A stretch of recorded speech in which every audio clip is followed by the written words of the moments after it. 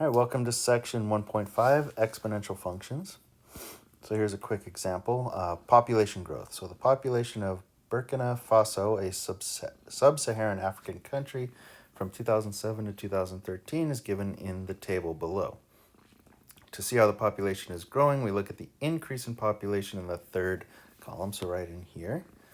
If the population had been growing linearly, all the numbers in the third column would be the same, right? Because this is the change in millions. We know in a linear function, remember y equals mx plus b. M is your slope, and it's always the same throughout the whole line, right? It's a straight line. Okay, but in this case, we can see these are definitely not the same number. All right, so let's analyze all that stuff here. So the population analyze. Suppose we divide each year's population by the previous year's population, right? So take this population divided by this population. All right, so they did that a few times for us. Oops. 2008 divided by 2007, right, is a factor of 1.03. And then from 2008 to 2009, same thing, they divided and again got 1.03. So the fact that both calculations give 1.03 shows the population grew by about 3% between 07 and 08 and between 08 and 09. And we say 3%, right, even though it's 1.03, because you're multiplying by 1.03. It's similar to some of the other equations we're going to do today with interest rates. Okay, so the 3% represents the growth. Let's see, so similar calculations for other years show that the population grew by a factor of about 1.03, or again 3% each year. Whenever we have a constant percent increase, so that part's important right there, constant percent increase, in this case each year it's about 3%, that means we have exponential growth. So if t is the number of years since 2007, then p, the population in millions, t years after 2007, is given by this function here. All right, so p equals the initial times the growth rate to the t power, because again it's going to be 3% each year. Since the variable t is in the exponent, this is what's known as an exponential function. The base 1.03 represents the factor by which the population grows each year and is called the growth factor. All right, so let's look at some graphing examples here. So the figure below shows graphs of several cities' populations against time, right? So their time in years versus the population on the y-axis. Match each of the following descriptions to a graph and write a description to match each of the remaining graphs. All right, so A here, let's try this one. So the population increased at 5% per year. Now there's no markings for the X and the Y axis here, so that's kind of hard to figure out the actual numbers. But actually, let's compare A and B together. If we do that, it'll be easier to figure out which graphs they go to, which lines they go to. All right, so increased population, right? And then decreased population. So increasing at 5% is probably this one, right? It's increasing, but not as much as this one. So we'll say line 2 here, or graph 2, is the increase of 5% per year. And then a decrease at 8% per year. So we don't, and notice, I was going to say, notice we did not choose number 3, right? Because number 3 is linear, right? If the increase in percent is the same, that's exponential, right? Which gives us a curved line. And then so for B, population decreased at 8% per year. We're going to pick number 4 here for decreasing 8% per year, because same percent each year. So we're not going to choose number 6 because that's linear. Okay. And then part C, right here, the population was stable. In other words, did not decrease or increase. Well, the only one would be right here, a flat line for V. Okay. All right, moving on here. The general exponential function. So this is what we were just dealing with up above, but now we're going to put it into terms we can break down. So we say that P is an exponential function of T with base A. So you need to know this terminology, right? P is the function, right? Oops. P is the function, of t, t is the input, right, with base a. Okay, so if that equation is true, where P0, right, so P0 or P sub 0, however you want to say it, that's the initial quantity. Usually when we do these, it's populations or interest, or on an amount of money you put in the bank. So that's the initial quantity when time equals 0. A is the factor by which P changes when t increases by 1. So in other words, time increases by 1. So if A is greater than 1, if that base is greater than 1, we have exponential growth. So notice we just talked about that up here, right? A, this factor, was greater than 1. 1.03 is greater than 1, so it's a growth. But if A is between 0 and 1, so not including 0, not including 1, but between 0 and 1, then we have exponential decay. In other words, the values are dropping by the same percent every year. The factor A is given by this little equation right here. So A is 1 plus R, where R is the decimal representation, that's important, of the percent rate of change. And R may be positive for growth or negative for decay. And that makes sense, right? Right here. If R is positive, we'll have a number bigger than 1, right? So that means growth. If R is negative, we'll have a number smaller than 1. And that means, so A would be between 0 and 1, and that means decay, dropping. Okay? A linear function has a constant rate of change. We just talked about that when we looked at the graphs above there. And an exponential function has a constant percent or relative rate of change. Okay? All right, so these are just some graphs to look at. You don't have to memorize these. It's just to get you familiar with what these graphs look like. So the family of exponential growth functions and the number e, right? So the number e, this is important. You don't have to memorize this, but you should be familiar with it. E is 2.71828, etc. Right? It's kind of like pi 3.14157, etc. This helps us with growth and decay. All right, so these are just what the different graphs look like. Again, you don't need to memorize it. Just look it over. Be somewhat familiar with it. All right, so here's a quick example.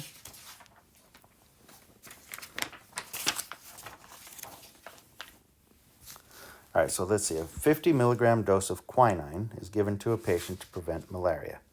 Quinine leaves the body at a rate of 6% per hour.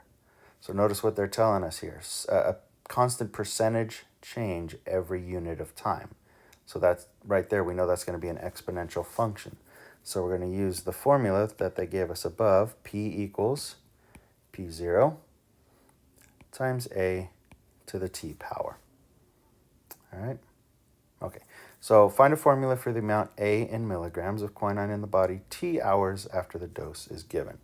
So we need to find a function A of t, and since they're using A, we're going to use A0 for the initial amount. It's the same as P0 times little a to the t power.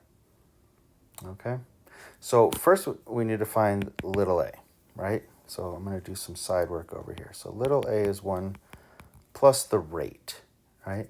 So this one's saying quinine leaves the body at a rate of 6% per hour. So if it's leaving the body, that's a decay. It's going down. So we're going to say it's 1 plus negative 0.06, right? 6% converted to a decimal is 0.06. And that gives us 0.94. Okay, so we found little a. So A of t is going to be A sub 0 times 0.94 to the t power.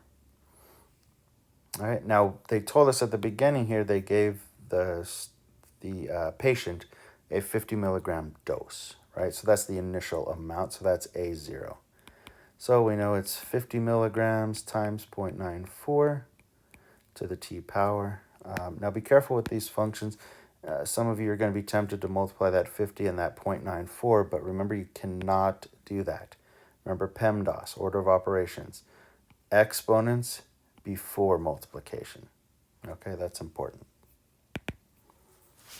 All right, so that's what they wanted. They wanted a formula, A of t. So we got it right there. Okay, so part B says, how much quinine is in the body after 24 hours? Well, we just found the function, right? We just created it up there. So what we're going to do is we're going to do A of 24. Right? We're going to input 24 hours because T represents time in hours. Equal to, so 50 times 0.94 to the 24th power. All right, and if you punch it into your calculator, and hopefully I did it right as well, you should get 0.325. And since it's a word problem, don't forget units, so milligrams. Okay? All right. Next part, graph A as a function of t. So we're not using graph paper here. Oops, that was bad. We're just going to approximate. This is not cooperating. Try again. There we go. All right. So we have to look at the data that they gave us up here. So they said at time 0, it's a 50 milligram dose, right? So somewhere up here, we're going to say that's 50 milligrams. And we know it's an exponential decay. So remember the graphs up here. So it's going to look like one of these, curved downward like that. Okay, and again, this does not have to be to scale right now. So it's going to curve down like that in some manner. All right, and we know that's 0 on the corner there. What we do know is, based on part B here, the calculation we did, for time 24, it was 11.325 milligrams. So approximately 11, and we're, again, not necessarily to scale here. Let's say that's approximately 11.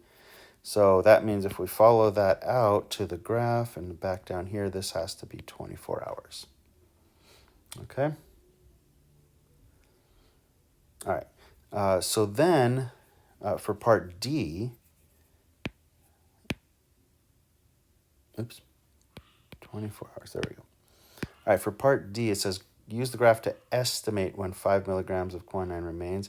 And yeah, I know it's not going to be easy, but 5 is going to be right about here, right? 5 milligrams. So if we follow this out, I know it's not going to be perfect, but if you look, it's going to be somewhere around 38 hours. I know you're looking at that saying, how did he get that? It's just because I cheated and I looked at the textbook. But on a normal graph or on a test, you'd be given a graph with grid lines. It'd be much easier to read the graph. So we're going to say approximately, the two little squiggly equal signs like that means approximately 38 hours. Okay? All right. Next example. The 2004 presidential debates questioned whether the minimum wage has kept pace with inflation. Decide the question using the following information. So A and B tell us that in 1938, minimum wage was 25 cents an hour. Can you imagine that? 25 cents an hour. In 2004, it was $5.15 an hour. And they're saying during that same period, so from 38 to 04, inflation averaged 4.3%. So what we need to see is this increase from 25 cents to $5.15 over, 66 years, so this is a period of 66 years, is that equal to 4.3% or less or more, right? All right, so let's check that out. So we're going to use, right here again it says inflation averaged 4.3% over those years. So what they're saying is it increased by the same amount over each of those 1 year periods on average. So that means this is an exponential function. Okay, so we use the same formula we've been using here. All right, so we know in 1938, the minimum wage was 25 cents, so 0.25. Remember to use decimals appropriately. And they're telling us inflation, so inflation means goes up, right? Inflation means things get more expensive, averaged 4.3%. So remember, to find little a, we do 1 plus the rate. Since this is an increase, we're going to add. So 1 plus 0.043, right, is 1.043. So that goes in for A, so 1.043. And like I said, that's a 66-year period, so we're going to raise that to the 66th power. Okay, so punch that into your calculator. Again, watch out for PEMDAS. Type it in just like I did with the parentheses like that, 66 in the exponent, and you should get something like 4.02, right? Which means,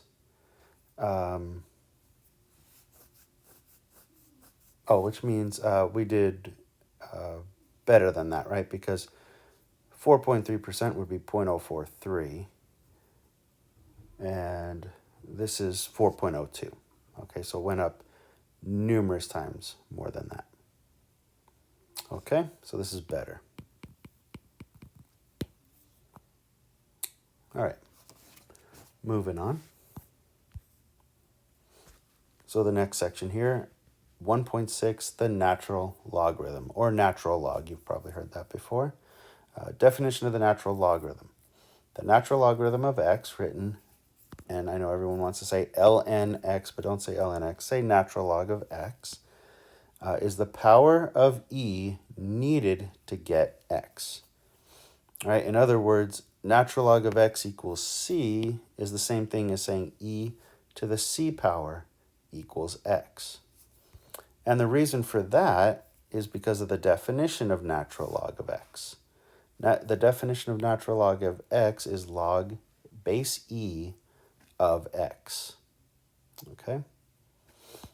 All right, so log base e of x is called the inverse function of e, of e to the x.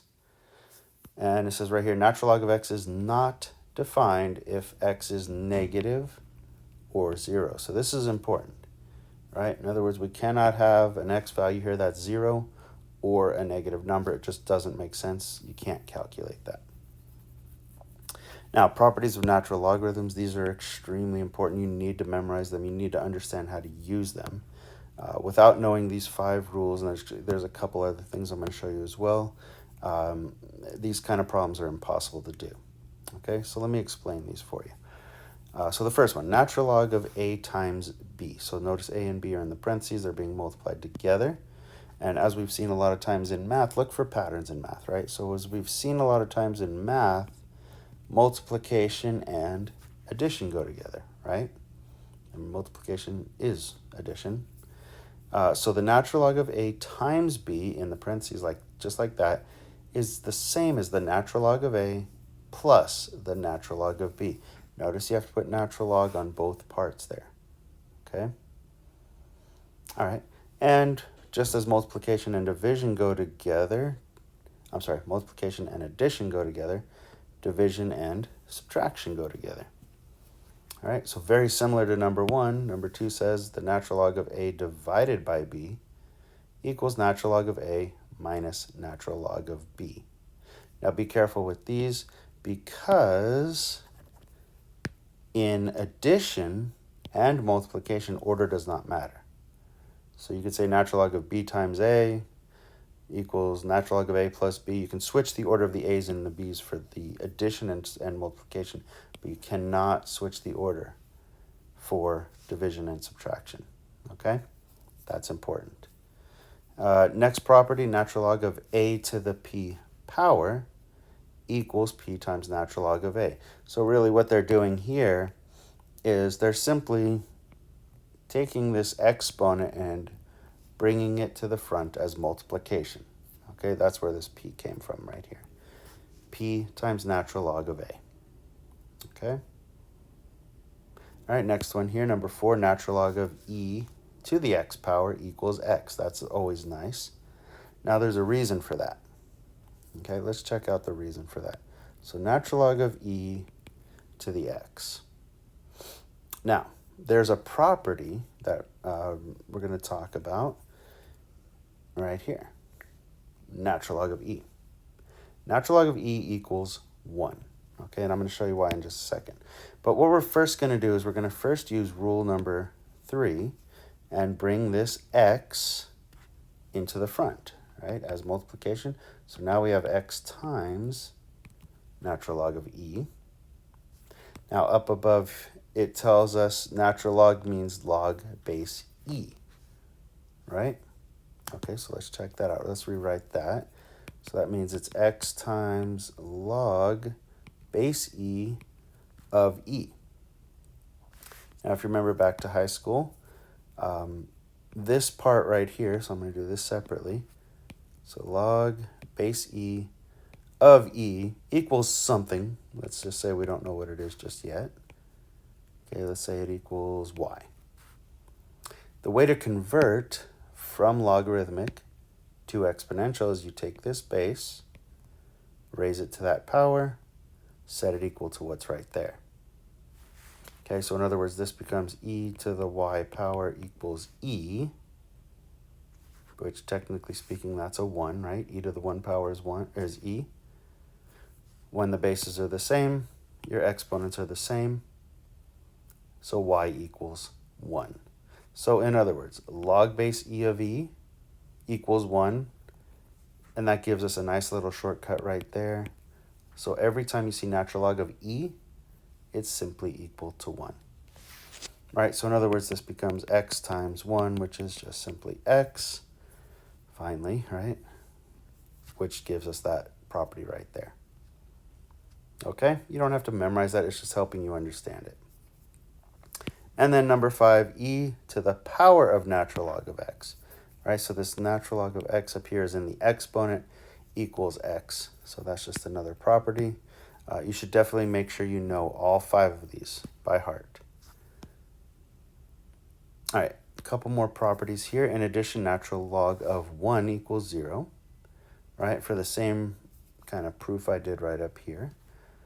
All right, log base e of 1 equals 0 because e to the 0, right, anything to the 0 power equals 1. Okay. And like I just said, as I proved a minute ago, natural log of e equals 1 because e to the 1 equals e. Okay, so these are 2 more things you're going to want to make sure that you know. Okay, so all 5 of those rules plus those 2 right there. All right, and they're just showing you what the graph of natural log of x looks like. Climbs very slowly. All right, so let's use some of these properties to solve problems like this. So anytime you have your variable, variable in the exponent, you're going to need to use either logarithms or natural logarithms. And either one works because they follow the same sets of rules. So since we just talked about natural log rules, let's use natural log. So what we're going to do is we're going to natural log both sides of this equation.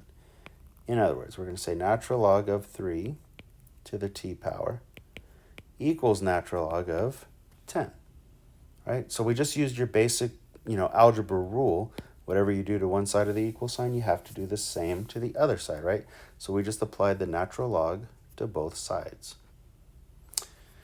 All right, and then we had the rule about exponents, right? If we have natural log of something to a power, that power is allowed to come to the front as multiplication. So now we have t times natural log of 3, which is equal to natural log of 10. They said find t. So we want t by itself. So we'll divide both sides by natural log of 3. Okay, so natural log of 3 divided by natural log of 3 goes away, it's 1.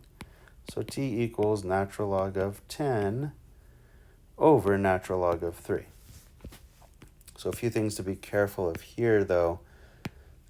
Don't be tempted to cross out or cancel or whatever these natural logs. It doesn't work that way. Okay, this is all one thing, natural log of 10. It cannot be broken into pieces. Same thing with this one right here. Natural log of 3 cannot be broken into pieces. So you cannot divide the 10 and the 3. You can't reduce the natural logs, it has to be done like this. Now, if you want to see that, you can plug that into your calculator, just as I wrote it up here with the parentheses, just like that. And you will see you should get something like 2.095. Okay? And there you go.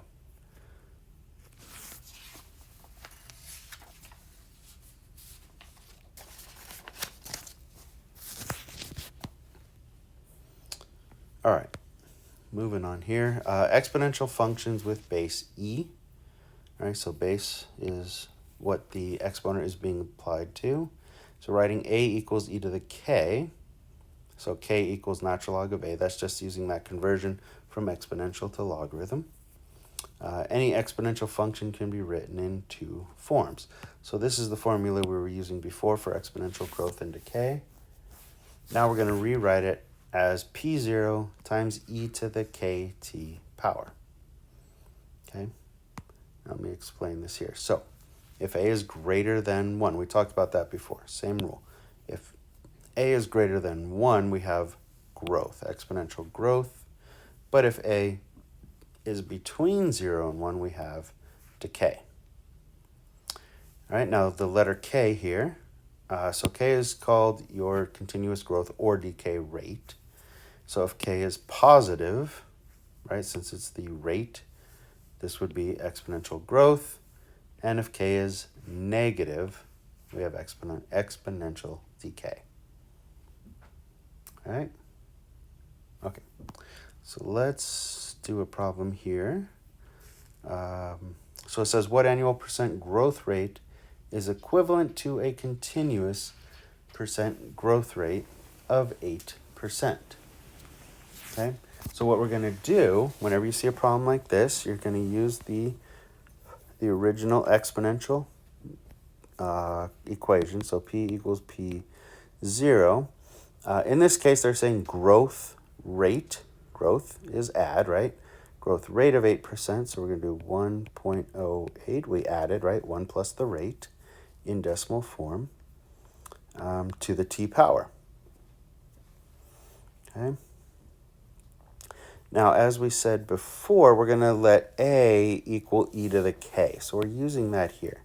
Let a equal e to the k. So a is 1.08 in this case, right? So we're going to say 1.08 equals e to the k power.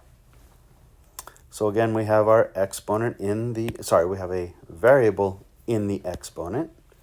So we're going to apply logarithms. Natural logarithms in this case. So you can again use logarithms or natural logarithms, but anytime you see e, use natural log. You'll see why in a second here.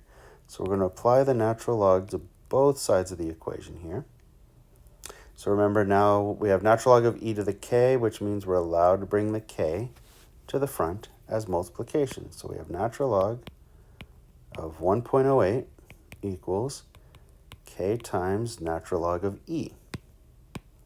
Now remember, we said before, one of the properties we had, right, natural log of e is equal to 1. So we don't need that anymore. K times 1 is k, right? So there you go. K equals natural log of 1.08. So punch that into your calculator, natural log of 1.08, and you will see it's approximately 0.077, which is approximately 7.7%. Okay? So what that means is this answer, so 7.7% is the annual percent growth equivalent to a percent growth rate of 8%. Or, continuous percent growth rate of 8%. Okay?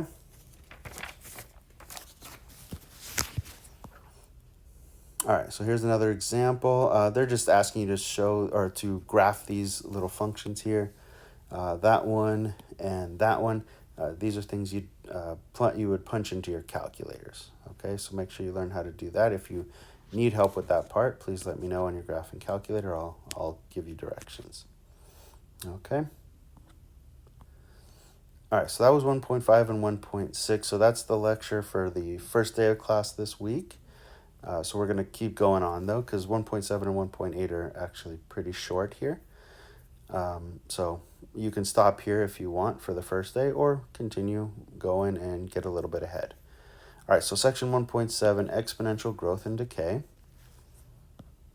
So doubling time and half-life. So you probably remember hearing about these in high school, right? So doubling time, how long does it take to double the original quantity, whether it's money or population size, whatever.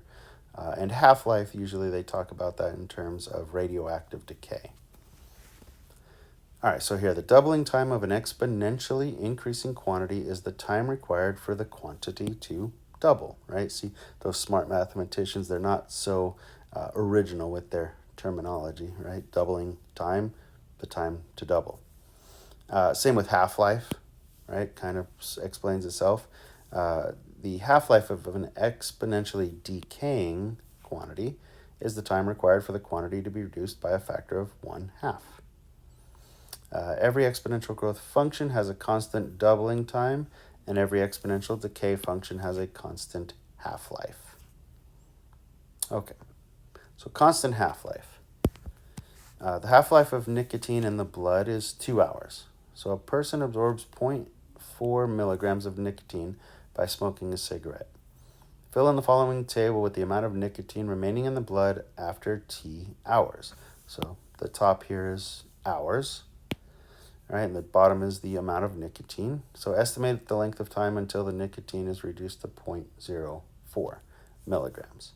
All right, so they said the half-life is 2 hours. And notice the interval here, 2 hours, 2 hours, 2 hours, etc., right? So that just means we have to cut this number in half each 2 hours. Okay, so half of 0.4 is 0.2, half of that is 0.1, half of that is 0.05, half of that is 0.025, and half of that is 0.0125. All right, and then remember always read the question, make sure you answered it, which we haven't answered just yet. It says estimate the length of time until the amount of nicotine is reduced to 0.04. Well, if we look on our chart right here is 0.05.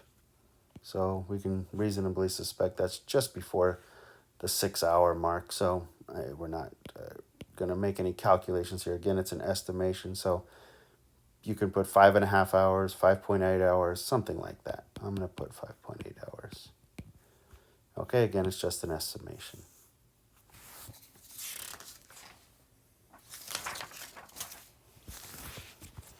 Okay.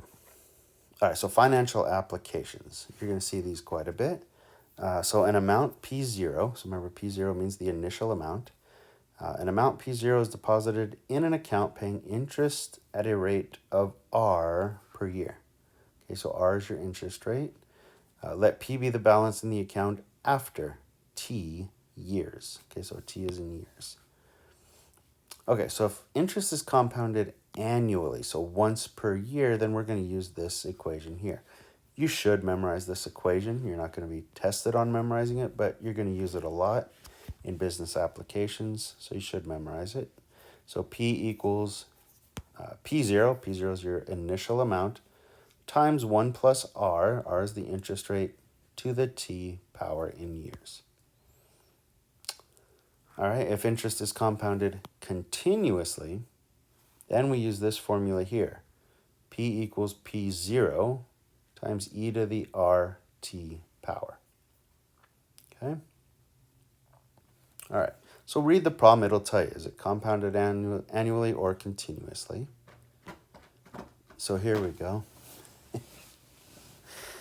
Suppose $1,000 is invested in an account paying an interest rate of 1.5% per year. So be careful. 1.5% is 0.015 as a decimal. They want to know how much is in the account after 8 years if the interest is compounded annually and continuously. Okay, so we're going to use both of those equations. So annually, we use the first one. P equals the initial amount times 1 plus the interest rate in decimal form to the T power in years. All right, so they put $1,000 in at 1.5%, so that's 0.015. And T, it said right here, 8 years. Okay, so punch that into your calculator. You can make it a little easier by doing the parentheses first. That's 1.015 to the 8th power. All right. Just remember your PEMDAS. Don't multiply first, then do the exponent. Right? PEMDAS says do this first, then multiply by 1,000. Okay.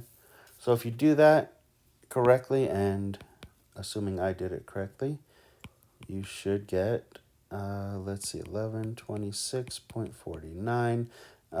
Again, it's a word problem, so make sure you put units on it, in this case, dollars. And, for money applications, round to 2 decimals, of course, right? Okay, so there you go, about $1,126.49 after 8 years. Now, if the interest is compounded continuously for those 8 years, we're going to use this equation. Okay, plug in. So again, $1,000 times E.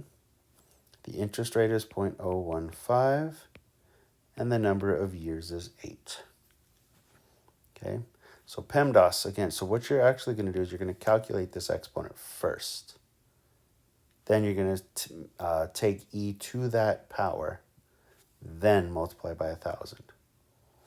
Okay, so if we do that properly, we should get 1127.50. So what, $1.01 more? Not bad though. More money's more money, isn't it? Okay. All right, next example here. Calculate the doubling time D for interest rates of 1% and 4% per year, compounded annually. Okay, so let's do the 1% first. All right, so we're going to use, so it says compounded annually, so we're going to use this equation here.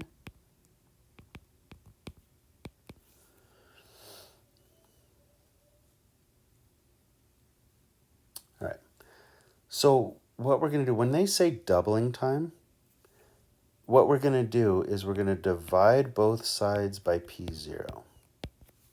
Okay, and let me tell you why. Because if it's doubling time, P has to be double P0. The initial amount gets doubled, right? So that means P divided by P0 is 2. Okay, so this is kind of a shortcut. If they ask you to calculate doubling time, you can just write 2 equals 1 plus R to the T power. Okay, so we know 1%, right? We're doing the 1%, so this equals 1.01, right? 1 plus R, the rate is 0.01 to the T power. Now we have T in the exponent. We want to solve for T. They want to know how much time, right? Okay, so we're going to natural log both sides. All right, and remember that allows us to bring the T to the front as multiplication. So I'm going to actually continue my work here. So we've got natural log of 2 equals T times the natural log of 1.01. Okay, we want T by itself. So we'll divide by natural log of 1.01 on both sides. So that goes away, that goes away. Again, you cannot break up the natural log and the 1.01. It's one chunk. You cannot break it in pieces. So time equals natural log of 2 divided by natural log of 1.01. So make sure you type it in to the calculator just like that. And if you do that correctly, you should get 69.661 years. Okay, that's at 1%. I definitely should have left more room, but that's okay. We're going to use the shortcut here. Now we're going to do the 4%. All right, so like I said, you can use that shortcut. We're going to say, so for the 4% here, we're going to say 2 equals 1 plus R to the T power. 4% means we're going to do 1.04 to the T, to the T power. All right, same process we did before.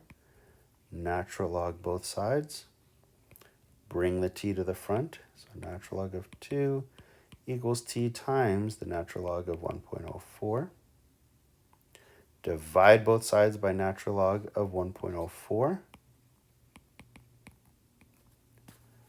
Right, and punch it in your calculator. And you should get 17.673 years.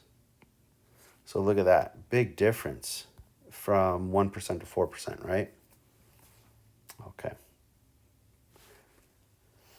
All right, let's see. Part B. Use your answers to Part A to check that an interest rate of I percent, so some given number percent, gives a doubling time approximated for small values of I by this right here. D for doubling time, is approximately 70 divided by I years. This is what's known as the rule of 70. It's used by bankers.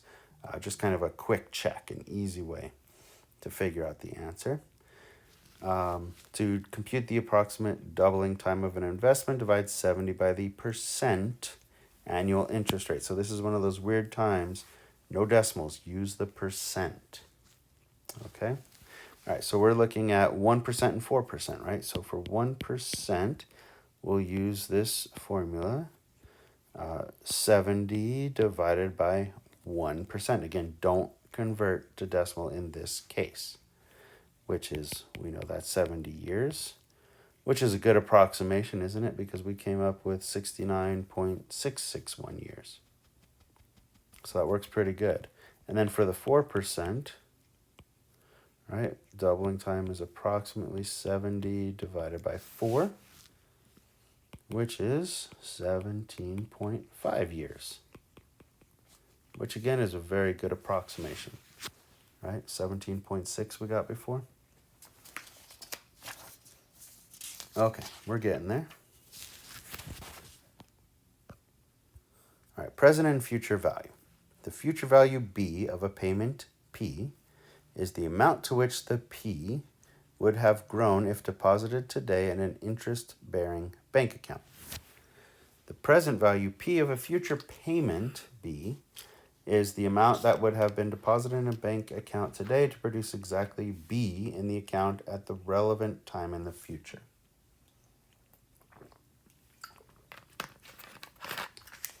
All right, suppose B is the future value of P, and P is the present value of B. If interest is compounded annually at a rate of R for T years, then we use this formula, right? We saw that formula before.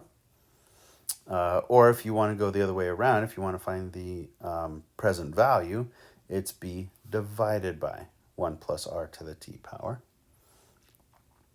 If interest is compounded continuously, then we do B equals P times E to the RT. Or if we want to find P, the future value, then it's B divided by E to the RT, or B times E to the negative RT. Remember, negative exponent means flip the fraction, right? So we're bringing it from the bottom to the top and making the exponent negative.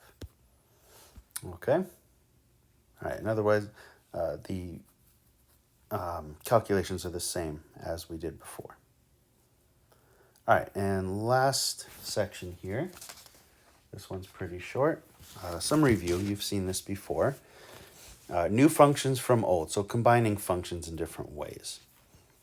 All right, so they're giving us these two things. If f of t equals t squared and g of t equals t plus 2, find these, 5 different composite functions. All right, so we want to find f of t plus 1.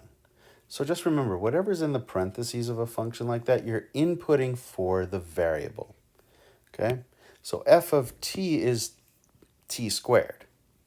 So f of t plus 1 is going to be t plus 1 quantity squared. That's it. That's all they're asking. Okay? All right, next one here. F of t plus 3 equals, so f of t is t squared. Now notice the plus 3 is outside of parentheses, right? So it's t squared plus 3, because we're saying take the function, take f of t, whatever it is, and add 3. Well, f of t is t squared, so add 3. All right, then we have f of t plus h. That's very similar to part A here. Oops. So that just means replace t with t plus h. And then square, right? Okay, nice and easy, right? Now let's make it a little more fun. D and E are called composition of functions, right? We're composing functions, putting them together. What this is telling us is take the G function and plug it into the F function, okay? So we're going to take the G function, t plus 2, plug it into the variable in the F function, all right? In other words, it's going to be equal to t plus 2 quantity squared. This is the G function inside the F function, okay? All right, and then the next one is g of f of t, so they're switching the order. So this time we take the f function and plug it into the g function, wherever you see the variable. Okay, so this one's going to be, so g of t is t plus 2, but we're going to change that t to the f function t squared. Okay, so notice the difference. These two are not equal to each other, right? Because, let me show you why. Look at D. This means FOIL, right? So what this means is t plus 2 times t plus 2, right? FOIL, it's your favorite four-letter F word in math. So we FOIL, remember? First, outer, inner, last. It just tells you the order to multiply so you don't forget anything. So t times t is t squared. T times 2 is 2t. T times 2 again, 2t, and 2 times 2 is, 4. Oh yeah, I got it, 4. We can combine our like terms here. So we get t squared plus 4t plus 4. Okay, so that's what I'm saying is we can see these are not equal. Okay, all right, so that's important to know. Very rarely would f of g of t and g of f of t be equal. All right, example 4. Use a new variable u for the inside function to express each of the following as a composite. This is going to help us later when we start doing derivatives. So all they're saying here, this is just fancy for whatever's in the parentheses, set it equal to u. Okay, so we're going to actually write that out. Let u equal 3t, right? 3t is in the parentheses. So then y equals natural log of u. Okay, that's it. Again, this is just practice for something we're going to do in a few more chapters. All right, same thing here. We're going to say let u equal what's in the parentheses, 2r plus 3. Then w equals 5u squared. Okay, it's kind of a way of just kind of simplifying things. All right, and then the last one here.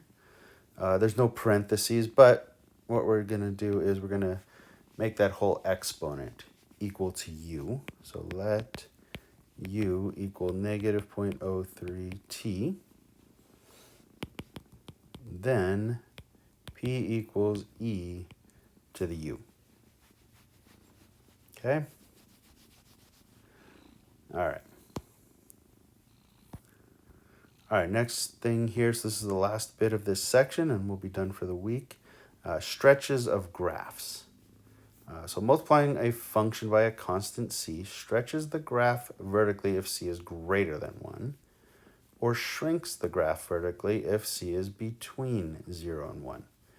Okay, so multiplying by something bigger than 1 makes things bigger, right? Makes numbers bigger. 3 times something is 3 times as big as the original.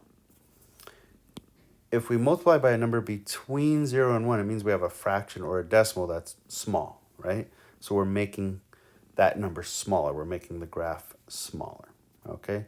So it shrinks it vertically for a value between 0 and 1 and stretches it vertically for a number greater than 1. Now, of course, look at the example down here on the graph, multiplying by a negative will make it bigger, in air quotes. You can't see me right now, but I'm air quoting bigger, but in the negative direction. Okay? All right, and then shifted graphs. So we can shift up, down, left, and right. So this first part here, the graph of y equals f of x plus k is the original graph moved up k units, or down k if we're subtracting, okay? So that's what they're saying here. Just think, f of x plus k. It means take the original function, whatever that is, in this case, a parabola, x squared.